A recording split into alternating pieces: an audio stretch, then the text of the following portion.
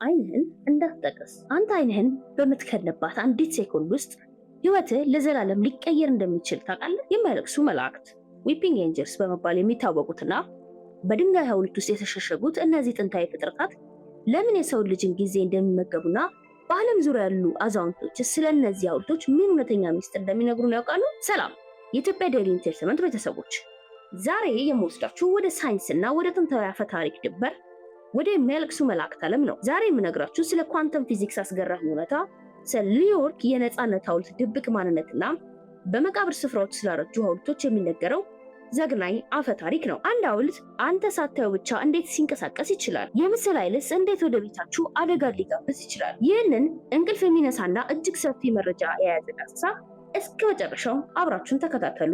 ይህ ታሪክ በጨለማና በብርሃን መካከል ስላለው ሽረት፣ በአይን ጥቅሻ ውስጥ ስለሚሰወር ህይወትና በድንጋይ ሐውልቶች ውስጥ ስለተቀበረ ጥንታዊ ቁጣ የሚተርክ ነው።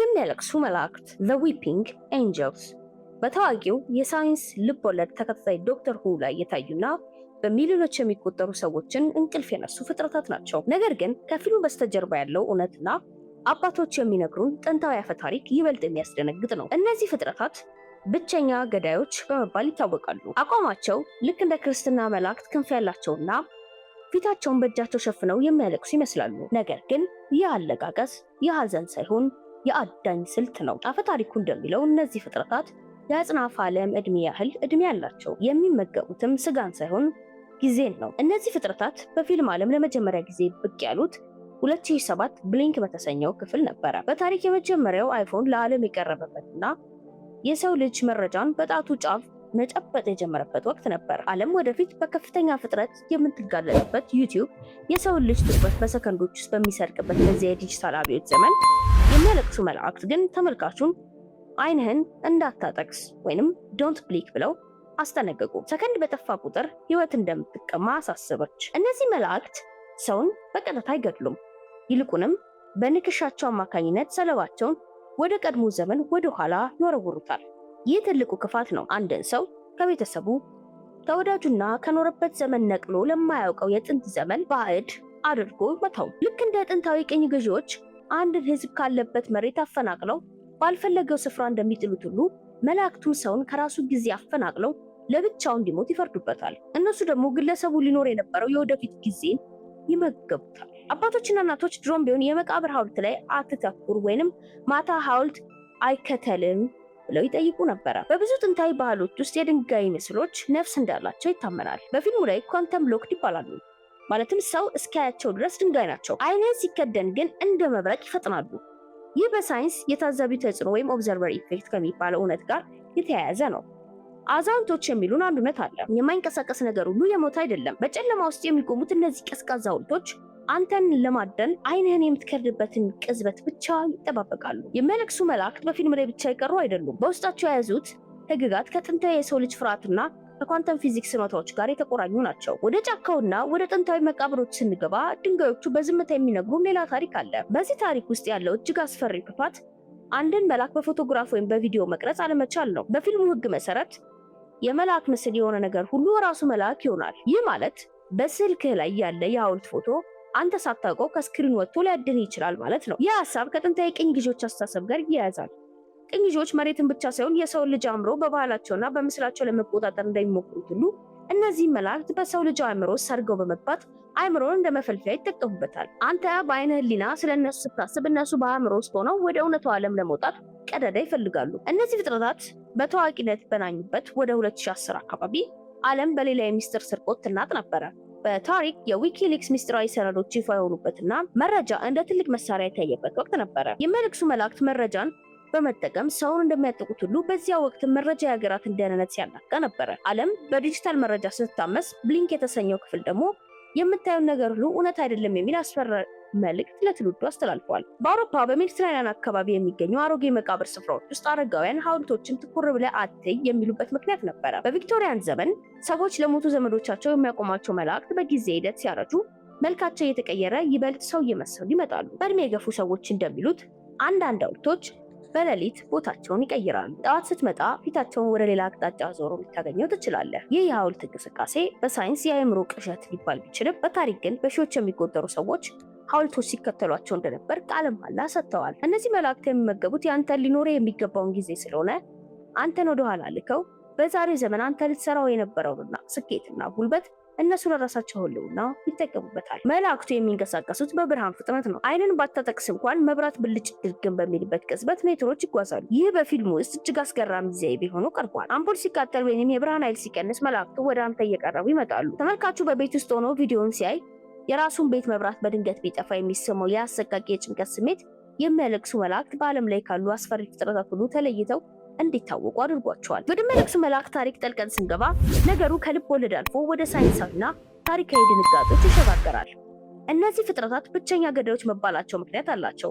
ምክንያቱም ማንም እንዳያቸው አይፈልጉም። ሲታዩ ይጠነክራሉ፣ ሳይታዩ ግን እንዳውሎ ንፋስ ይፈጥናሉ። በመካከለኛው ዘመን በአውሮፓ በሚገኙ ካቴድራሎች ውስጥ ግንበኞች፣ ቀራጺያን ጋርጎይልስ እና የመላእክት ምስሎች በከፍታ ላይ ያቆሙ ነበር።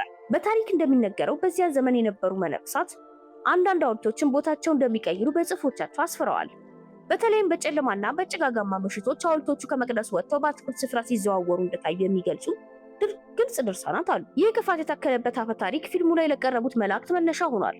አባቶች ሐውልት ፊትን አይመልከት የሚሉትም ሐውልቱ አንተን በሚመለከትበት ቅጽበት ያንተን ሕያውነት ቀምቶ እሱ መንቀሳቀስ እንደሚጀምር ስለሚያምኑ ነው። ፊልሙን ይህንን ጥንታዊ ፍርሃት ከዘመናዊ ከኳንተም ሎክ ጋር አያይዙታል። በ2012 አካባቢ የመላእክቱ ታሪክ በድጋሚ ደምቆ በነበረበት ወቅት ዓለም በታላቅ የሳይንስ ግኝት ውስጥ ነበረች። በታሪክ የአምላክ ቅንጣት ወይም ጋድ ፓርቲክል ወይንም ደግሞ ሂግስ ቦሰን መገኘት ይፋ የሆነበት ወቅት ነበረ። የሰው ልጅ ቁስ እንዴት ክብደት እንደሚኖረውና አጽናፈ ዓለም እንዴት እንደተገነባ ለማወቅ በጓጓበት በዚያ ዘመን የሚያለቅሱ መላእክት ደግሞ የማይታዩ ዓለም ከሚታየው በላይ ኃይል አለው የሚል ሚስጥር ይዘው መጡ። ሳይንቲስቶች በላቦራቶሪ ውስጥ የማይታዩ ቅንጣቶችን ሲያድኑ መላእክቱ ግን በጨለማ ውስጥ ሰውን ያድኑ ነበረ። መላእክቱ የሚጠቀሙበት ትልቁ ስልት ሰለባዎቻቸውን ወደ ቀድሞ ዘመን መወርወር ነው። ይህን የሚያደርጉት በጊዜ ሂደት ውስጥ ስንጥቅ በመፍጠር ነው። አንድ ሰው ወደ ኋላ ሲወረወር እርሱ በዛሬው ዘመን ሊኖረው የሚገባውን የወደፊት ዕጣ ፈንታ ባዶ ሆኖ ይቀራል። መላእክቱ ይህንን ባዶ ኃይል እንደ ምግብ ይመገቡታል። ይህ ከቀኝ ገዢዎች ታሪክ ጋር በቀጥታ ይያያዛል። ልክ አንድ ወራሪ ኃይል የአንድን ሀገር ታሪክና ባህል ሰርቆ ህዝቡን አቅጣጫ እንደሚያሳጣ ሁሉ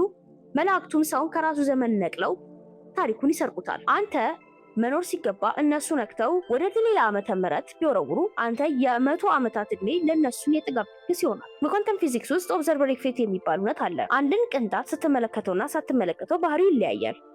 የሚያለቅሱ መላእክትም ይህንን ህግ ይከተላሉ። ስታያቸው የዓለም ጠንካራው ነገር ድንጋይ ይሆናሉ። አይን ስታዞር ግን ወደ ኃይል ወይ ወደ ኢነርጂ የተቀየሩ ያህል ይፈጥናሉ። ይህም በፊልም ውስጥ የቀረበው ዘይቤ ተመልካቹን እጅግ ያስጨነቀውና እውነትም በቤታችን ያሉ ሐውልቶች እኛ ስናያቸው ብቻ ድንጋይ የሚመስሉ ከሆነስ የሚል ጥርጣሬ የሚፈጥር ነው። በፊልሙ ላይ እጅግ አስደንጋጭ የሆነው ዘይቤ የታየው መላእክቱ ኒውዮርክን በወረሩበት ወቅት ነበረ። በከተማ ያሉ ሰማይ ጠቀስ ፎቆች ለፍጥረታቱ መደበቂያ ሆኑ። ከሁሉ በላይ ግን ዝነኛው የነጻነት ሐውልት ራሱ አንዱ የሚያለቅስ መልአክ እንደሆነ ተገለጸ። ማንም ሰው ሳያዩ በነበረበት ጭጋጋማ ሌሊት ሐውልቱ ቦታውን ቀይሮ በከተማዋ ላይ ሲደቀን የታየበት ምስል የብዙዎችን አእምሮ ሰቅዞ ይይዛል። ይህ ትልቁ ክፋት ነው። የነጻነት ምልክት የሆነው ነገር የጊዜ እስር ቤት ሆኖ ሲገኝ እኛ ዛሬ 26 ዓመተ ምህረት ላይ ሆነን ይህንን ታሪክ ስናየው ዓለም በሌላ የምስል ቤት ውስጥ ትገኛለች። በታሪክ ኤአይ ምስሎችና ቪዲዮዎች እንደፈለገ የሚፈጥርበትና እውነትና ሐሰት መለየት በማይቻልበት ዘመን ላይ ነን። መላእክቱ የመልአክ ምስል ራሱ መልአክ ነው እንደሚሉት ሁሉ ዛሬም በስክሪናችን የምናያቸው ምስሎች አእምሯችንና ጊዜያችንን የመቆጣጠር ኃይል አላቸው። ቴክኖሎጂው በረቀቀ ቁጥር የጥንቶቹ መላእክት በዲጂታል ዓለም ውስጥ የመደበቅ እድላቸው እየሰፋ መጥቷል። እነዚህ ፍጥረታት ለመግደል አይቻልም፣ ምክንያቱም ድንጋይ ናቸው። ነገር ግን የዘላለም እስራት ውስጥ መክተት ይቻላል። ስልቱም ቀላልና ረቂቅ ነው። ሁለት መላእክት እርስ በርስ እንዲተያዩ ማድረግ። አንድ መልአክ ሌላኛውን መልአክ ትኩር ብሎ ካየው ሁለቱም በኳንተም ሎክ ውስጥ ይታሰራሉ። አንዱ ሲያየው ሌላኛው ድንጋይ ይሆናል። ሁለቱም አይን ስለሚያጣቅሱ ለዘላለም ተከትለው ይቀራሉ። ይህ የመስታወት ወጥመድ በመባል ይታወቃል። አዛውንቶች ማታ በመስታወት አትመልከቱ ወይንም ከኋላ የሆነ ነገር እንዳለ ከተሰማ ድንገት ዞር አትበል የሚሉት ለዚህ ነው። በብዙ ጥንታዊ ቤቶች ውስጥ የሐውልት ማስቀመጫዎች ባዶ ሆነው ይገኛሉ። ሐውልቱ የት ሄደ ተብሎ ሲጠየቅ ታሪኩ አልቋል የሚል አጭር ምላሽ ይሰጣል። አሁንም ቢሆን በድሮ ከተሞችና በመቃብር ስፍራዎች ስትዘዋወር ፊትን የሸፈነ መልአክ ካጋጠመ አንድ ነገር አስታውስ፣ አይንህን እንዳትጠቅስ። አይንን ባጠቀስክ ቁጥር መላእክቱ ወደ አንተ አንድ እርምጃ ይቀርባሉ። በጨለማ ውስጥ ወይንም በመቃብር ስፍራ ሲጓዙ ሐውልቶች የተከተሏቸው የሚመስል ስሜት ተሰምታችሁ ያውቃል ወይስ ሁሉ የአእምሮ ቅዠት ብቻ ነው ብላችሁ ታስባላችሁ? የእናንተስ አስፈሪ ተሞክሮ ምንድን ነው? በኮሜንት መስጫው ላይ አጋሩ። የሚስጥራና ሳይንሳዊ ዳሰሳ ለጓደኞቻችሁ ለማጋራት ላይክ ማድረጋችሁን አትርሱ። እንዲህ ያለ በዓለም ዙሪያ ያሉ አፈ ታሪኮችና እውነተኛ ምስጢሮችን ለማግኘት ሰብስክራይብ በማድረግ የኢትዮጵያ ዴይሊ ቤተሰብ ይሁኑ። የሚያለቅሱ መላእክት ታሪክ አፈ ታሪክ እንደሆነ ቢነገርም የሚያስተምረን ነገር ግን ጊዜ ለኛ ስጦታ እንደሆነ ነው። የዛሬ ዝግጅታችን ይህን ይመስል ነበር። ከማይታዩና ከሚታዩ አደጋዎች ሁሉ የተጠበቀ ሰላም ለሁላችን ይሁንልን እያልን በሚቀጥለው ፕሮግራማችን በሌላ አስገራሚ የታሪክ ሚስጥር ዳሰሳ እስክንገናኝ ድረስ ሰላም።